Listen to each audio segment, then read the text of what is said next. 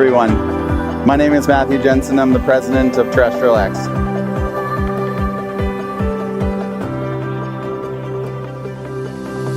A few years ago, during COVID, we had some issues, supply chain issues, getting parts for the energy sector, compression, power generation, so on and so forth. So during that time, we started dabbling into 3D printing additive, essentially to try to figure out where we could fix this issue with on-demand manufacturing. With all the research and stuff that we did, we ended up finding that the INTAMSYS 610 HT was the machine to make successful engineered products, especially with peak GF, peak CF, all those high temperature applications fit really well into natural gas compression sector, and that's where we essentially started. And then we started out in a 14,000 square foot facility, and then we expanded to a 32,000 square foot facility.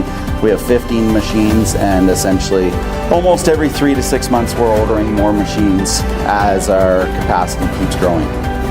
The biggest thing I find about using the 610 HTs or any INTAMSYS printer by any means is the use of ease when we are doing these slicing.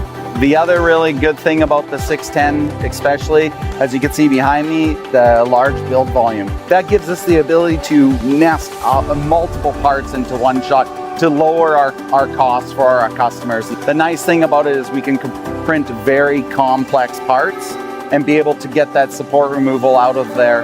I'd like to share a few examples that I can share. Essentially, peak is probably our biggest one that we print the most of. We print packing, rider rings, so on and so forth. So this is a good example of a riding ring for a natural gas compressor. Second one that we use lots of is altum. It's a relatively inexpensive material compared to peak. So we use that lots with tooling, jigs and fixtures, molds, so on and so forth. Very strong, rigid parts with the reduced cost of peak.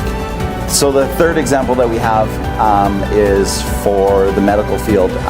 We do quite a bit of essentially tooling for doctors or pre-surgical planning to be able to hold certain instruments, so on and so forth.